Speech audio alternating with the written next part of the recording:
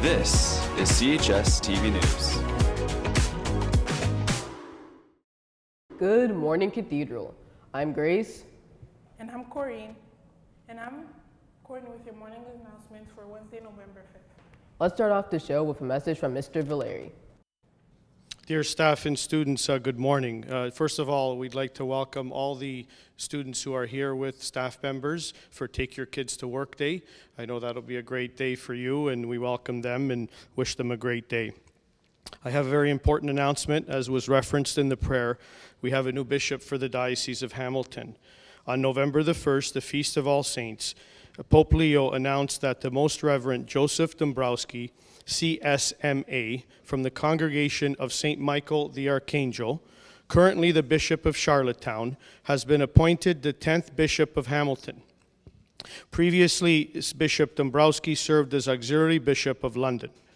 His Excellency Bishop Dombrowski, on February the 2nd, 2026, will formally take possession of the seat of the Bishop, the See, in a ceremony to be held at the Cathedral Basilica of Christ the King in Hamilton.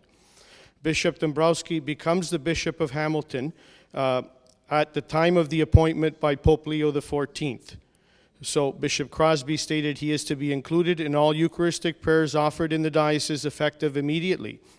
And in the intern, Bishop Crosby has been appointed Apostolic Administrator for the diocese. Upon the ascension of Bishop Dombrowski, Bishop Crosby will retire. Bishop Dombrowski was ordained to the priesthood the 4th of May, 1991 in Italy, although from Polish descent. He was born in Poland to the community of the St. Michael. And he has served in various capacities in the Diocese of London, including auxiliary bishop of that diocese, until he was appointed in 2023 by Pope Francis as the 14th Bishop of Charlottetown.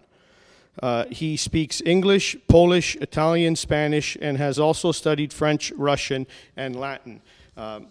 So we're very pleased and pray for Bishop Joseph Dombrowski, God's blessings for his ministry to the Diocese of Hamilton.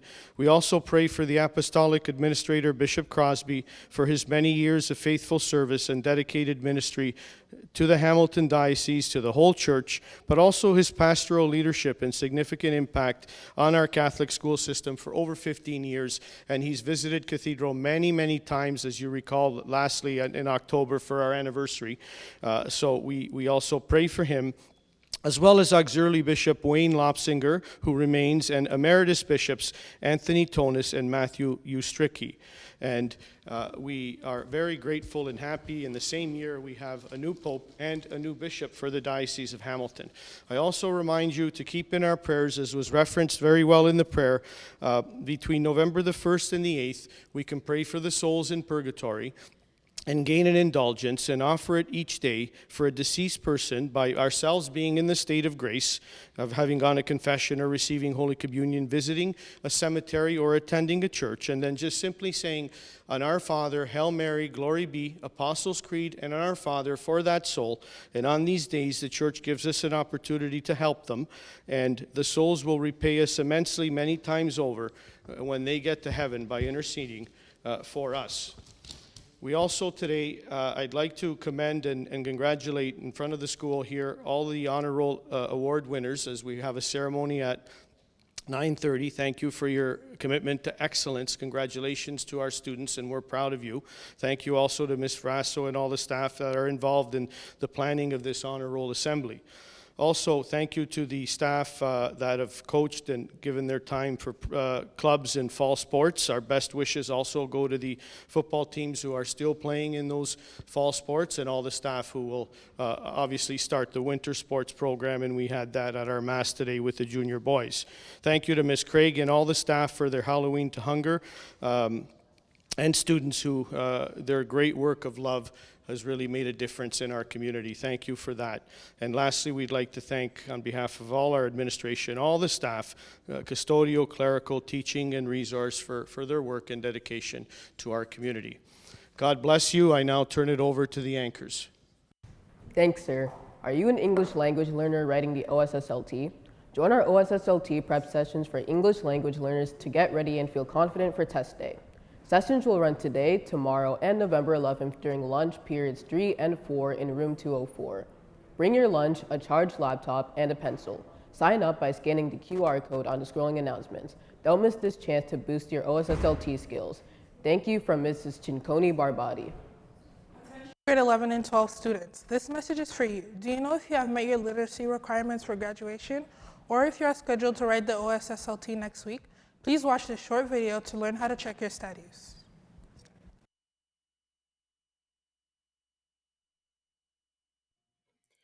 Attention grade 11s and 12s. This presentation is for you. Are you writing the Ontario Secondary School Literacy Test next week? Not sure? Let's find out and get the information you need. First, we need to find your status in Aspen. Let's quickly work through the steps together. Once you're logged into My Site, you'll choose the Aspen icon. Step 1 is choosing My Info at the top. Step 2, select Transcript in the left column. Step 3, choose the Reports tab. Then click Graduation Summary in the drop-down box. Run that report. Step 4, once the report is generated, open your graduation summary. At the very top, you will see Diploma Requirement to the left. You're looking specifically for the literacy requirement. To the right, under Status, if you see In Progress, like this example here, you need to write next week. Remember, this is for grade 11s and 12s only. If you see In Progress, this status means you're scheduled to write the OSSLT next week. Now that you know, what's your next step? If you're in grade 11 or 12, check your Aspen right after these announcements. Wait for a VP to call you down to room 204 to see Mrs. Cinconi Barbati for details about your test day and information sessions available to you to help you prepare. Ready to check your status? Do so for a few minutes after these announcements and wait for a VP to call you down. Good luck. Now that you've seen how to check, please log into Aspen after these announcements. If your status say In Progress, wait for a VP to call you down to room 204. Be sure you know your test date and get ready to do your best. And speaking of literacy tests, all grade 10 classes are asked to please keep your TVs on after the announcements today. For a literacy test tip video, thank you from the Literacy Committee.